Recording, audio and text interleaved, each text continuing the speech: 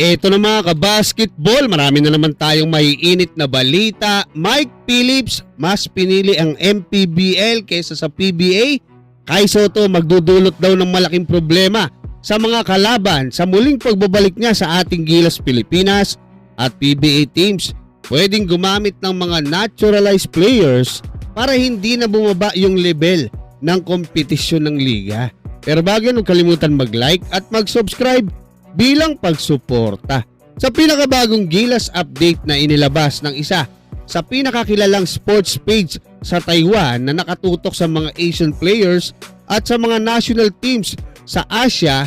Ay ipinost nga nito yung naging monster game ng ating pambatong si Kai Sotto sa naging laban ng Koshigaya Alpas kontra sa Yokohama B Corsairs nung linggo, kung saan nakapagtala nga si Kai ng 21 points, 19 rebounds at 4 assists. Ayon sa kanya mga kabasketball, yung napipintong pagbabalik ng ating pambatong si Kai Sotto sa Gilas Pilipinas ngayong July at September ay magdudulot ng problema sa mga makakalaban nito, partikular para sa New Zealand Tall Blacks at Australian Boomers sa July at sa mga makakalaban ng ating Gilas Pilipinas dyan nga sa Asian Games sa darating na September.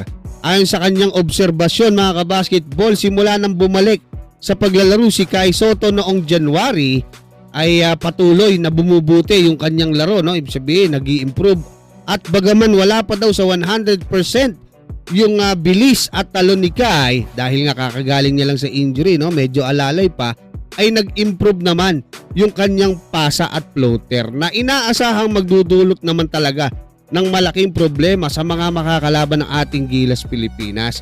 Ang totoo mga kabasketball, kahit nga yung puntos na 21 points, wag muna nating isipin yun, no? Pero yung 19 rebounds na pwedeng maibigay ni Kai sa ating Gilas Pilipinas, tapos yung mga assist pa, masasabi ko na may laban talaga tayo sa New Zealand at hopefully maipakita ng ating Gilas Pilipinas yung magandang laro nila kontra nga sa Australia. Pagdating naman sa Asian Games, naniniwala ako na kaya natin i-dominate na yung Asian Games mga kabasketball kung magiging kompleto etong ating national team, especially yung buong team, no, netong si Coach Tim Cone. At patungkol naman sa PBA mga kabasketball, nakikita natin na tumataas yung interes ng mga Pinoy basketball fans dahil nga sa no height limit para sa mga imports na ipinatutupad ngayon ng PBA dito nga sa Commissioner's Cup, no.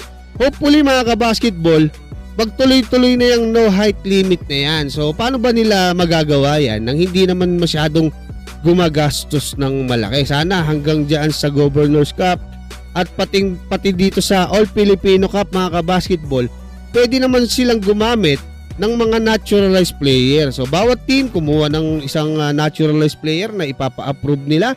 Kung pwede sabay-sabay yung PBA na maglakad, di ba? Kumbaga pipili na lang yung mga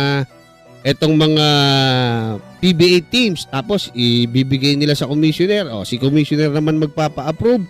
So malaking bagay yan para yung level ng basketball masanay tayo diyan nga sa malalaki, matatangkad, para hindi tayo mapag-iiwanan. At ito pa, matindi pahabol mga kabasketball, sa kakalabas lang na pasabog ni Snow Badwa ay pipirma na daw sa MPBL team na San Juan Knights etong UAAP star na si Mike Phillips, kung saan 1 million pesos per month yung monthly salary na makukuha niya at hindi hamak na mas malaki doon sa 420,000 monthly na makukuha niya sa PBA kung sakaling magpapadrop siya. Kaya mga kabasketball, ano masasabi nyo? Hanggang dyan, maraming salamat at God bless sa inyong lahat.